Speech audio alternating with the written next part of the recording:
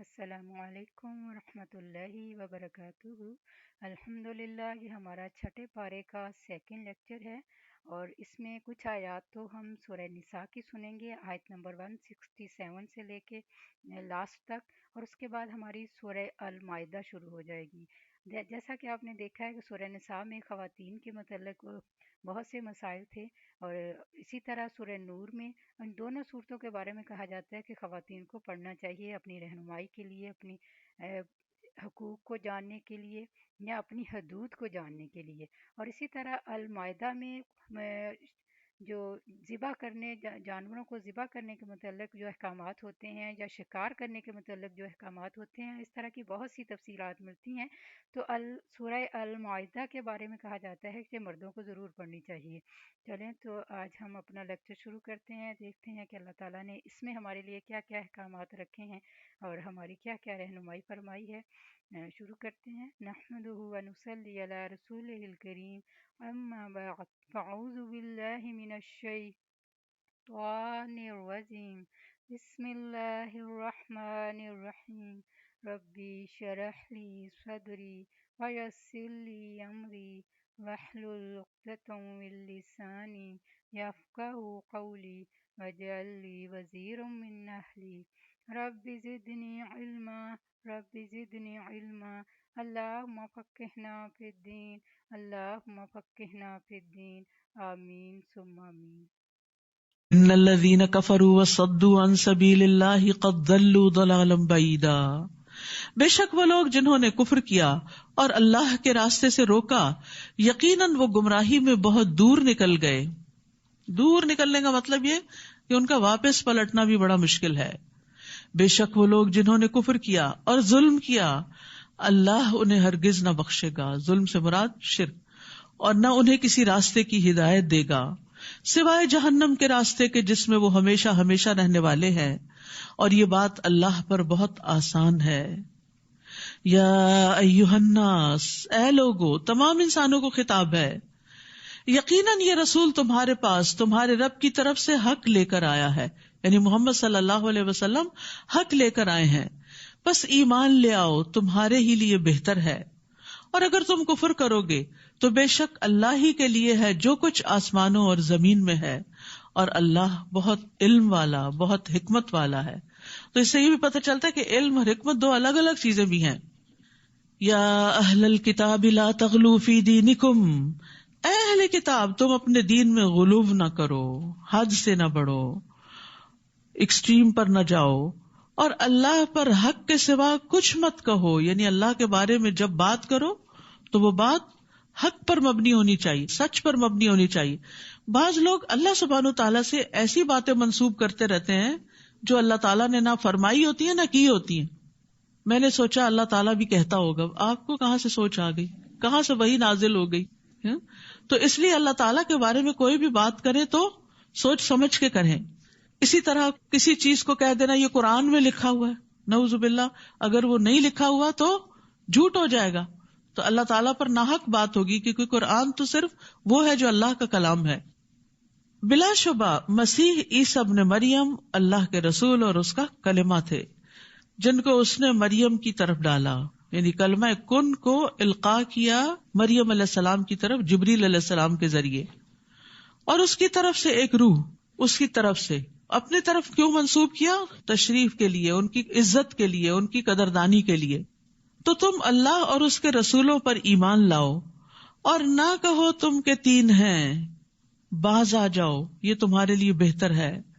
ولا تقولوا ثلاثہ، تین الہوں کا ذکر مت کرو، بے شک اللہ ایک ہی الہ ہے۔ انما اللہ الہ واحد سبحانہ، وہ اس سے پاک ہے، ان یکون لہ ولد، کہ اس کے لیے کوئی اولاد ہو، لہ ما فی السماوات وما فی الارض، اسی کا ہے جو کچھ آسمانوں اور زمین میں ہے، وکفی باللہ وکیلا، اور کافی ہے اللہ کارساز، یعنی اللہ کو بیٹے کی ضرورت نہیں، کیونکہ وہ تو زمین و آسمان کی ہر چیز کا ہی مالک ہے۔ تو یہاں پر اللہ سبحانہ تعالیٰ اہل کتاب کو اہل کتاب کہہ کر ذمہ داری کا احساس دلا رہے ہیں کہ تم اپنی ہی کتاب کی مخالفت کر رہے ہو، اور پھر خاص طور پر غلو سے منع کیا گیا۔ دین میں غلو کا مطلب یہ ہوتا ہے کہ دیندار ایسی چیز کو ظاہر کرے جو اس حد کو ہی ختم کر دے جو دین نے اس کے لیے مقرر کی ہیں. اب جیسے یہود نے دین میں غلو کیا کہ انہوں نے عیسیٰ علیہ السلام اور محمد صلی اللہ علیہ وسلم کو نبی ہی نہیں مانا. اسی طرح عیسائیوں نے کیا کیا کہ عیسیٰ علیہ السلام کو نبی ماننے کی بجائے اللہ کا بیٹا بنا دیا. اسی طرح امت محمد صلی اللہ علیہ وسلم میں بھی بعض اوقات غلوف پایا جاتا ہے. وہ کس طرح کہ لوگ نبی صلی اللہ علیہ وسلم کا مقام اور مرتبہ بعض اوقات اللہ تعالیٰ کے برابر اور بعض اوقات اس سے بھی آگے بڑھا دیتے. وہ جیسے وہ شعر بنایا ہوا نا، خدا جو پکڑے چھڑا لے محمد، محمد کا پکڑا چھڑا کوئی نہیں سکتا. نعوذ باللہ. اب یہ کہ محمد صلی اللہ علیہ وسلم کا مقام اللہ تعالیٰ سے بھی آگے کر دیا. ایک اور غلوف کی قسم ہے کہ اپنے علماء، اپنی پسندیدہ شخصیات، اپنے فقہاء اور اپنے جو دین میں اکابر ہیں، بڑے ہیں، ان کی بات کو محمد صلی اللہ علیہ وسلم کی بات سے بھی آگے کر دیا. یعنی ولیوں کا اور بعض بزرگان دین کا درجہ اور ان کی عقیدت اور محبت اس قدر زیادہ ہے کہ اس کے مقابلے میں محمد صلی اللہ علیہ وسلم کی تعلیمات سے کوئی واسطہ ہی نہیں اور نہ ان سے ویسی محبت ہے. تو یہ ساری غلو کی قسمیں ہیں. شخصیت پرستی بھی اسی میں آ جاتی کہ کسی انسان کی بات کو اتنی امپورٹنس دینا کہ اللہ اور اس کے رسول کی بات ہی بھول جائے. تو رسول اللہ صلی اللہ علیہ وسلم نے فرمایا، اے لوگو، تم پر تقوی اختیار کرنا لازم ہے، کہیں ایسا نہ ہو کہ شیطان تمہیں اغوا کر لے. میں محمد بن عبداللہ ہوں، اللہ کا بندہ اور اس کا رسول ہوں. اللہ کی قسم میں نہیں چاہتا کہ تم لوگ مجھے میرے اس مقام سے بلند کر دو جو اللہ عز و جل نے میرے لیے مقرر کیا ہے. تو کسی کو بھی اس کے مقام سے بلند نہیں کرنا چاہیے. جو جس کا مقام ہے اس کو وہیں رکھنا چاہیے. یعنی ہر صاحب حق کو اس کا حق ملنا چاہیے، نہ اس کو بڑھانا چاہیے اور نہ گھٹانا چاہیے. مسیح ہرگز آر محسوس نہیں کرتے کہ وہ اللہ کا بندہ ہوں، اور نہ ہی مقرب فرشتے، اور جو کوئی اس کی عبادت سے آر محسوس کرے اور تکبر کرے تو وہ ضرور ان سب کو اپنی طرف اکٹھا کرے گا. یعنی عیسیٰ علیہ السلام اس بات میں آر محسوس نہیں کرتے کہ وہ اللہ کے بندے ہوں. انہوں نے کبھی بھی اپنے آپ کو اللہ کا بیٹا نہیں کہا، وہ اللہ کا بندہ ہی کہتے تھے اور اللہ کے آگے جھکنے والے تھے، اس کی فرما برداری کرنے والے تھے. اور یاد رکھیے، کسی کو بھی یہ حق نہیں کہ اللہ کی عبادت سے آر محسوس کرے. یعنی دین کے کسی حکم پر عمل کرتے ہوئے اسے کوئی آر ہو کہ نہیں، اس سے میری شان میں کمی آ جائے گی، لوگ کیا کہیں گے. جیسے بعض گیدرنگز میں نماز پڑھنے میں لوگ آر محسوس کرتے ہیں. نہیں، میں تو اللہ کا بندہ ہوں، اللہ کے آگے جھک رہا ہوں. سمپل سی بات ہے، اس میں ڈرنے کی تو کوئی بات ہی نہیں، نہ کسی کو اوفینڈ کرنے کی کوئی بات ہے. میرے نماز پڑھنے سے کوئی اوفینڈ کیوں ہوتا ہے؟ میں کسی کو تو کوئی نقصان نہیں دے رہی، میں تو اپنے رب کے ساتھ وفاداری کا اظہار کر رہی ہوں اور اس کے آگے جھک رہی ہوں. رسول اللہ صلی اللہ علیہ وسلم نے فرمایا، ایمان والے عاجزی کرنے والے اور نرم ہوتے ہیں، اس مانوس اونٹ کی طرح کہ اگر اس کو چلایا جائے تو وہ چلتا ہے، اگر اس کو پیچھے سے ہانکا جائے تو بھی چلتا ہے، اگر تو اسے چٹان پر بٹھا دے تو وہ بیٹھ جاتا ہے. یعنی ان میں کوئی اکڑ نہیں ہوتی، انا نہیں ہوتی، حق بات کو سن کر اس کو قبول کر لیتے ہیں، اس کو سمجھ جاتے ہیں، اس کے مطابق عمل کر لیتے ہیں. یہ ہے مومن کی شان. لیکن افسوس یہ کہ بعض اوقات ہم دین کا کام کرتے ہوئے بھی ایسی انا کا شکار ہو جاتے ہیں کہ اپنے غلط موقف سے بھی ہٹنے کو تیار نہیں ہوتے. تو اس لیے مومن کے اندر جو نمایاں خوبی ہے، ابتدا پارے سے لے کے اب تک جو بات ہوئی ہے، وہ کیا ہے کہ راسخون فی العلم کے اندر بھی عاجزی ہوتی ہے. فَأَمَّا الَّذِينَ آمَنُوا وَعَمِلُوا الصَّالِحَاتِ فَيُوَفِّيهِمْ أُجُورَهُمْ وَيَزِيدُهُمْ مِنْ فَضْلِهِ. تو رہے وہ لوگ جو ایمان لائے اور انہوں نے نیک عمل کیے تو وہ انہیں ان کے اجر پورے پورے دے گا. جو محنت کرو گے محنت کا صلہ مل جائے گا، کچھ بھی ضائع نہیں ہوگا. اور صرف محنت کا صلہ یا اجرت ہی نہیں ملے گی بلکہ اپنے فضل سے زیادہ بھی دے گا، ایکسٹرا دے گا. اور یہی اللہ کی شان ہے. بندہ اپنی حیثیت میں کام کرتا ہے اور اللہ رب العزت اپنی شان کے مطابق دیتا ہے. تو اللہ سبحانہ وتعالیٰ آپ کی بھی ان ساری کوششوں کو اپنی شان کے مطابق قبول کرے. کیونکہ بندوں کے لیے جب کوئی بندہ کام کرتا ہے تو بندے اس کا حق ادا نہیں کر سکتے، لیکن جو بندوں کی غلامی سے نکل کر صرف اللہ کی رضا کے لیے کوئی کام کرتا ہے تو اللہ سبحانہ وتعالیٰ اس سے راضی ہو جاتا ہے اور اس کی قدر بڑھا دیتا ہے. اور رہے وہ لوگ جنہوں نے عبادت سے عار محسوس کی اور انہوں نے تکبر کیا تو وہ انہیں دردناک عذاب دے گا اور وہ اپنے لیے اللہ کے سوا کوئی حمایتی اور مددگار نہ پائیں گے. یا ایھا الناس، اے لوگو، تحقیق تمہارے پاس تمہارے رب کی طرف سے ایک دلیل آ چکی ہے اور ہم نے تمہاری طرف ایک واضح نور نازل کیا ہے. یعنی اللہ کا رسول بھی آ چکا ہے اور قرآن بھی آ چکا ہے. اب کوئی حجت باقی نہیں رہی کہ انسان کہے کہ میرے پاس تو ہدایت حاصل کرنے کا ذریعہ ہی نہیں تھا. اگر ہم فائدہ نہ اٹھائیں، مثلاً کھانا رکھا ہوا ہو اور آپ نہ کھائیں اور بھوکے مر جائیں تو کس کو بلیم کریں گے؟ اپنے آپ ہی کو. تو حق واضح ہے، قرآن و سنت اصل خالص شکل میں موجود ہے، لہذا جو فائدہ اٹھانا چاہے وہ اٹھا سکتا ہے، اور جو ان کے ہوتے ہوئے بھی بھوکا رہنا چاہے وہ اپنی جان پر ہی ظلم کرتا ہے. فَأَمَّا الَّذِينَ آمَنُوا بِاللَّهِ وَاعْتَصَمُوا بِهِ فَسَيُدْخِلُهُمْ فِي رَحْمَةٍ مِّنْهُ وَفَضْلٍ وَيَهْدِيهِمْ إِلَيْهِ صِرَاطًا مُسْتَقِيمًا. تو رہے وہ لوگ جو اللہ پر ایمان لائے اور انہوں نے اسے مضبوط پکڑا، یعنی اللہ کو اپنا سہارا بنا لیا ہر غم میں، ہر خوشی میں، ہر مشکل میں، تو وہ ضرور انہیں اپنی طرف سے رحمت میں اور فضل میں داخل کرے گا. یعنی جو اللہ پر ایمان لا کے اللہ کا سہارا پکڑیں، اللہ سے مدد مانگے، اللہ سے ہی دعائیں کریں، اللہ کے سپرد اپنے سارے معاملات کر دیں، تو اللہ تعالیٰ ان پر اپنا فضل فرمائے گا اور انہیں اپنی طرف سیدھے رستے کی ہدایت دے گا. پھر ہے وہ آپ سے فتویٰ پوچھتے ہیں، کہہ دیجئے اللہ تمہیں کلالہ کے بارے میں فتویٰ دیتا ہے. کلالہ کہتے ہیں ایسی میت کو جس کے نہ پیرنٹس ہوں دنیا میں اس کے بعد اور نہ اولاد ہو، لیکن اس نے مال چھوڑا ہو، تو اب اس کا مال کون لے؟ عام طور پر تو وارث کون ہوتے ہیں؟ والدین اور اولاد ہوتی ہے، لیکن یہاں دونوں ہی نہیں ہیں. عمر بن خطاب رضی اللہ عنہ نے جمعے کے دن خطبہ دیا اور انہوں نے اللہ کے نبی صلی اللہ علیہ وسلم کا تذکرہ کیا اور ابو بکر کا تذکرہ کیا. پھر کہا میں اپنے بعد کوئی ایسی چیز نہیں چھوڑ رہا جو میرے ہاں کلالہ سے زیادہ اہم ہو. یعنی وہ اتنی امپورٹنس دیتے تھے ایسے کیسز کو، حالانکہ یہ ریئر کیسز ہوتے ہیں. میں نے رسول اللہ صلی اللہ علیہ وسلم سے کسی چیز کے بارے میں اتنی مراجعت نہیں کی، اتنی دفعہ سوال نہیں کیا جتنی کہ کلالہ کے بارے میں کی، اور آپ نے بھی مجھ سے کسی چیز کے بارے میں اتنی شدت اختیار نہیں فرمائی جتنی کلالہ کے بارے میں فرمائی. حتیٰ کہ آپ نے اپنی انگلی میرے سینے میں چبھوئی اور فرمایا اے عمر، کیا تمہیں موسم گرما میں نازل ہونے والی آیت کافی نہیں جو سورۃ النساء کے آخر میں ہے، یعنی جس سے مسئلہ واضح ہو جاتا ہے. اور میں یعنی عمر اگر زندہ رہا تو اس کے بارے میں ایسا واضح فیصلہ کروں گا کہ جس سے ایسا شخص بھی فیصلہ کر سکے گا جو قرآن پڑھتا اور سمجھتا ہے اور جو نہیں بھی پڑھتا اور سمجھتا. تو بہرحال اللہ سبحانہ وتعالیٰ نے سوال کا جواب خود ہی دے دیا. کیا ہے؟ اگر کوئی ایسا مرد مر جائے میل جس کی کوئی اولاد نہ ہو اور اس کی ایک بہن ہو، یعنی اولاد اور والدین دونوں نہ ہو اور بہن ہو بس، تو اس کے لیے ترکے کا آدھا حصہ ہے، بہن کو آدھا مل جائے گا، اور وہ اس بہن کا وارث ہوگا اگر اس بہن کی کوئی اولاد نہ ہو.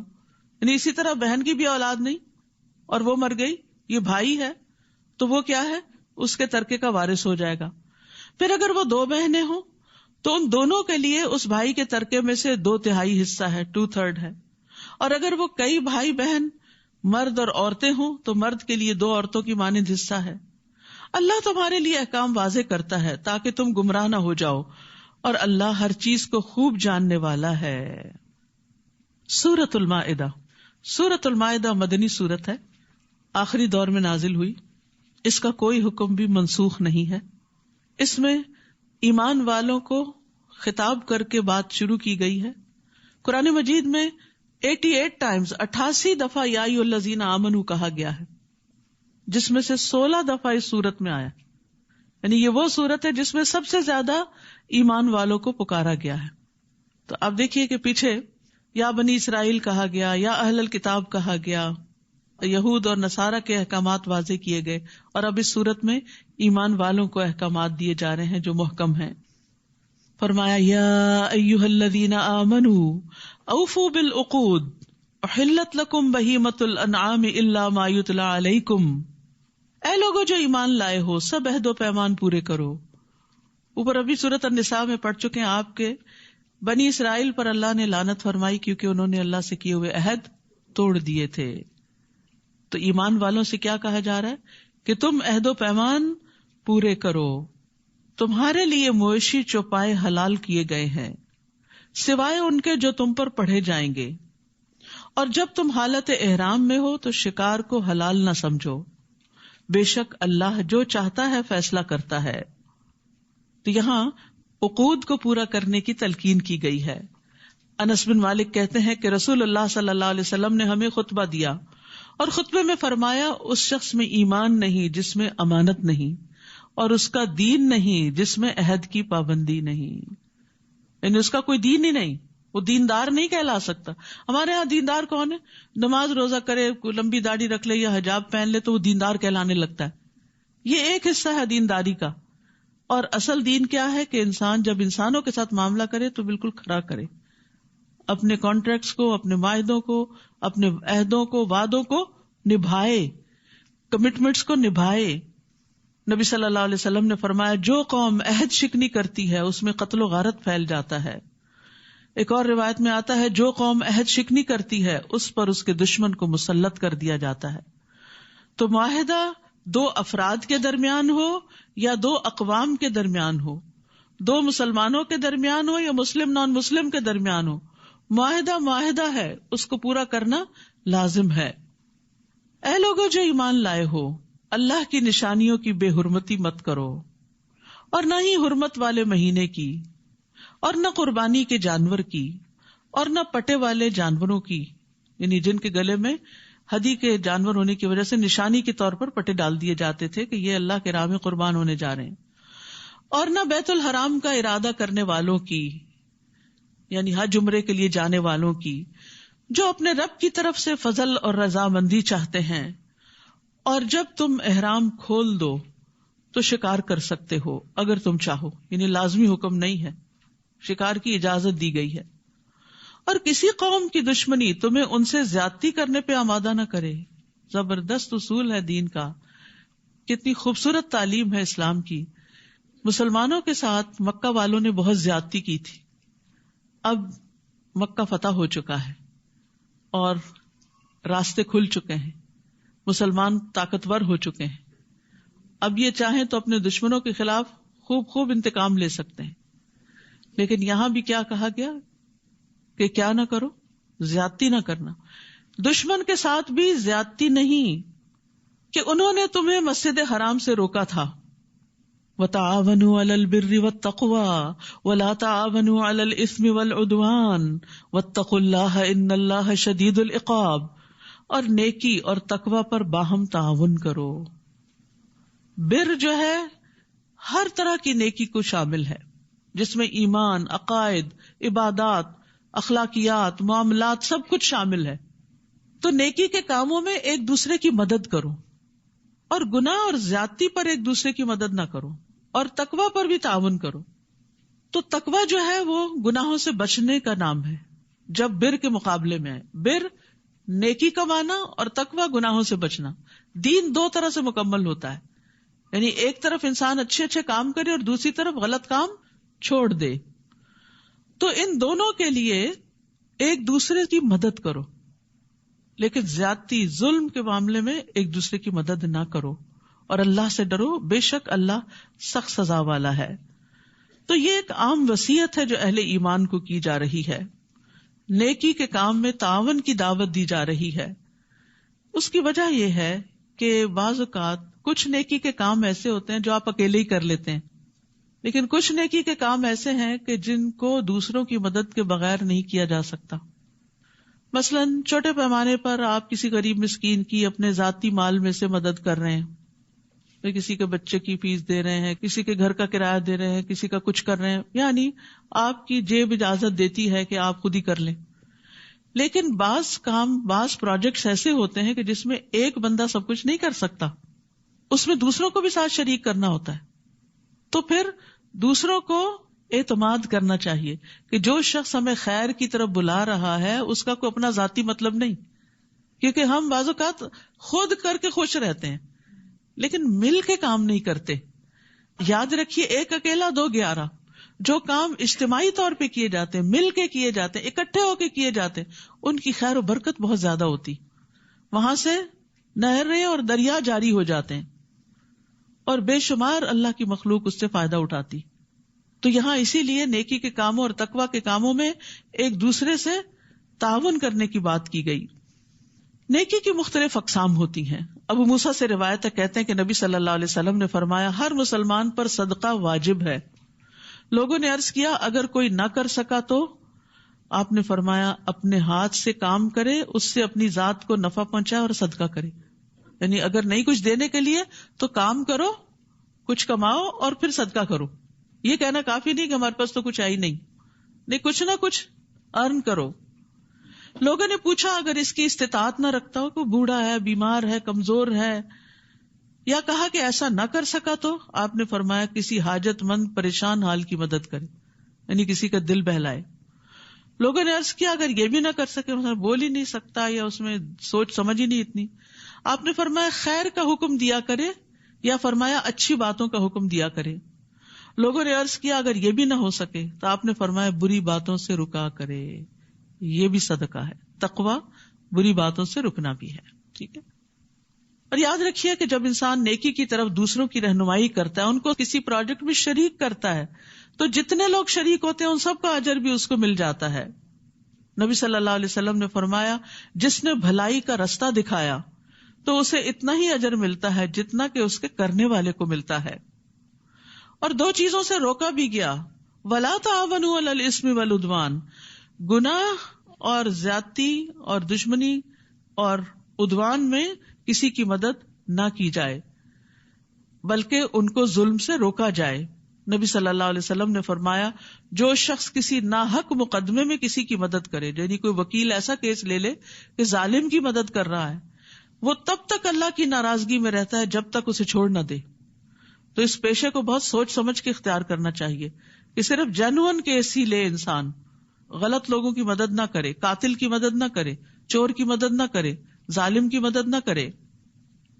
تو یہ ایک بہت ہی جامع آیت ہے جس کو اپنی زندگی کا ایک رہنما اصول بنا لینا چاہیے کہ جہاں کوئی خیر کا کام کر رہا ہے اس کے ساتھ مدد. ایک چھوٹی سی مثال ہے، مثلا ایک شخص ایک ٹیبل اٹھا رہا ہے، آپ دور سے دیکھ رہے ہیں تو آپ وہیں نہیں کھڑے رہتے بلکہ فوراً آگے بڑھتے ہیں کہ میں ساتھ لگ جاتا ہوں. یہ ہے تعاون علی البر. تو چھوٹی نیکی ہو یا بڑی نیکی ہو، مل جل کے کام کرنا سیکھے. یہ مشکل ضرور ہے لیکن اس سے فائدہ زیادہ بڑا ہوگا. پھر فرمایا حرام کیا گیا تم پر مردار اور خون اور خنزیر کا گوشت اور وہ جانور جس پر اللہ کے سوا کسی اور کا نام پکارا گیا، اور گلا گھٹ کر مرنے والا، یعنی رسی گلے میں پھنس گئی مر گیا جانور، اور چوٹ لگ کے مرنے والا، یعنی کہ وہ کسی دیوار سے جا ٹکرایا، اور بلندی سے گر کے مرنے والا، چھت سے گر گیا مثلا، سینگ لگ کے مرنے والا، یعنی ایک دوسرے سے ٹکرے ماری جانوروں نے، اور جس میں سے درندے نے کھایا ہو مگر وہ جسے تم نے مرنے سے قبل ذبح کر لیا، اور جو آستانوں پر ذبح کیا گیا، اور یہ کہ تم تینوں پانسوں کے ذریعے قسمت معلوم کرو، یہ بھی حرام ہے. یعنی ہاتھ دکھانا اور پھر لاٹری کے ذریعے قسمت معلوم کرنا، یہ سب بدترین گناہ ہے. آج کفر کرنے والے تمہارے دین کو مغلوب کرنے سے مایوس ہو گئے، بس تم ان سے نہ ڈرو، مجھ سے ڈرو. الیوم اکملت لکم دینکم، آج میں نے تمہارے لیے تمہارا دین مکمل کر دیا اور میں نے تم پر اپنی نعمت تمام کر دی اور اسلام کو بطور دین تمہارے لیے پسند کر لیا. تو خوش قسمت ہیں آپ جن کو اللہ نے ماں کے پیٹ سے ہی اسلام کی دولت عطا کی. اپنے بچوں کو بھی اس پر فخر دیجئے. تو جو کوئی شدید بھوک سے مجبور ہو گیا اور گناہ کی طرف مائل ہونے والا نہیں تو یقیناً اللہ بہت بخشنے والا نہایت رحم کرنے والا ہے. یاد رکھیے دین کی تکمیل اللہ کا احسان ہے. نبی صلی اللہ علیہ وسلم کے ذریعے اللہ تعالیٰ نے ہدایت مکمل کر دی لوگوں کے لیے، اور دینی احکامات میں کتاب و سنت کافی ہو جاتے ہیں. رسول اللہ صلی اللہ علیہ وسلم نے فرمایا جو چیز تمہیں جنت کے قریب کر سکتی ہے میں نے تمہیں اس کا حکم دے دیا ہے، اور جو چیز تمہیں جہنم کے قریب کر سکتی تھی اس سے بھی منع کر دیا ہے. تو دین جو ہے وہ مکمل ہے. یہ نہیں کہ کسی چیز کے بارے میں رہنمائی نہیں ملتی، بعض چیزوں کے بارے میں ڈائریکٹ رہنمائی ملتی ہے اور بعض سے انڈائریکٹلی ملتی ہے، استنباط کیا جاتا ہے، اس پہ قیاس کیا جاتا ہے. وہ آپ سے سوال کرتے ہیں کہ ان کے لیے کیا کچھ حلال کیا گیا ہے. کہہ دیجئے تمام پاکیزہ چیزیں تمہارے لیے حلال کی گئیں، اور ان شکاری جانوروں کا کیا ہوا شکار بھی حلال ہے جنہیں تم نے سدھا رکھا ہے. تم انہیں شکار کرنا سکھانے والے ہو. تم انہیں اس میں سے سکھاتے ہو جو اللہ نے تمہیں سکھایا، تو اس میں سے کھاؤ جو انہوں نے تمہارے لیے پکڑ رکھا ہے، اور اس پر اللہ کا نام لو اور اللہ سے ڈرو، بے شک اللہ جلد حساب لینے والا ہے۔ اس آیت سے جو بڑی خاص بات پتہ چلتی ہے کہ علم والوں کی بڑی فضیلت ہے، حتیٰ کہ وہ کتا جسے شکار کی تعلیم دی گئی ہو وہ بھی بڑا نفع مند ہوتا ہے، اس کا پکڑا ہوا شکار بھی حلال ہے، اس کی دوسرے جانوروں کے مقابلے میں زیادہ فضیلت ہے۔ حالانکہ لوگ عام طور پر ڈاگ کو بطور گالی بھی استعمال کرتے ہیں، لیکن اس کو بھی اللہ نے کسی مقصد کے لیے پیدا کیا ہے اور اس سے بھی انسانوں کو فائدے حاصل ہوتے ہیں۔ لیکن جو خاص بات ہمارے سیکھنے کی ہے وہ یہ کہ اگر ایک جانور سیکھ سکتا ہے تو کیا انسان نہیں سیکھ سکتا؟ کیا ہم نہیں سیکھ سکتے؟ یہ سوچنا کہ اب میری عمر زیادہ ہوگی یا میرا دماغ کام نہیں کرتا، بار بار یہ باتیں نہیں سوچا کریں، سیکھتے رہے سیکھتے رہے۔ سیکھنا صرف حفظ کرنا نہیں ہوتا کہ جو آپ نے حفظ کر لیا وہ آپ نے سیکھا، اگر آپ نے عمل کر لیا نا تو آپ کے اندر جذب ہو چکا ہے، وہ آپ کے جسم نے حفظ کر لیا، آپ کے دل و دماغ نے حفظ کر لیا اس کو، کیونکہ آپ اس پہ عمل کر رہے ہیں۔ تو اس لیے علم ہر حال میں فائدہ دیتا ہے انسان کو اگر درست نیت سے حاصل کیا جائے۔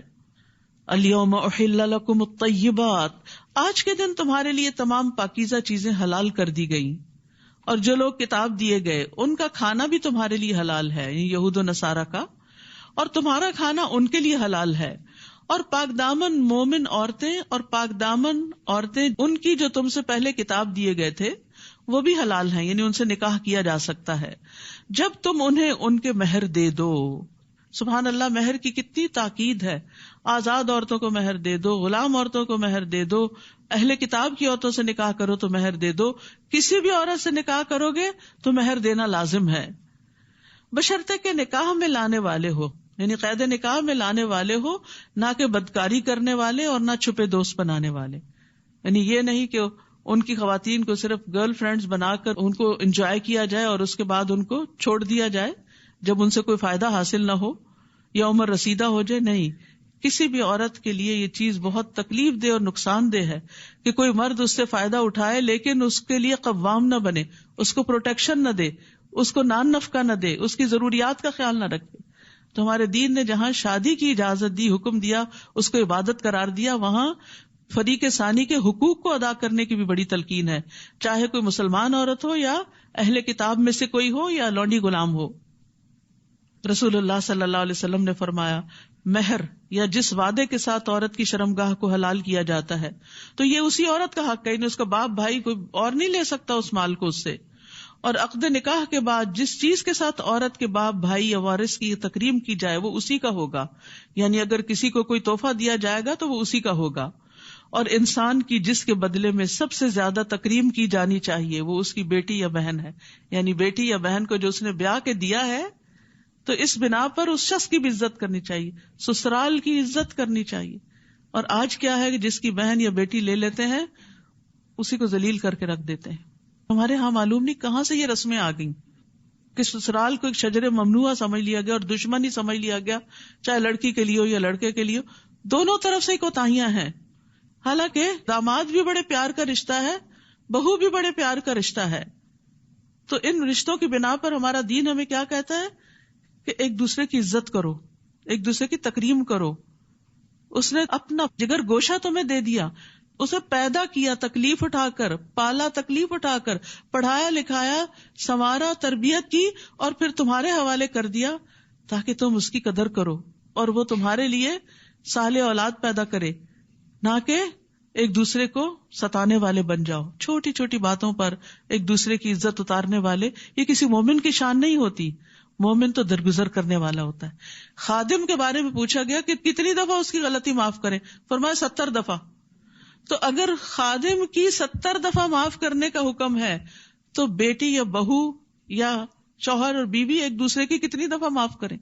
یہ زندگی معاف کر کر کے ہی چل سکتی ہے، ورنہ اگر آپ ایک دوسرے کی پک کرنے لگے غلطیاں تو پھر آپ آگے نہیں بڑھ سکتے۔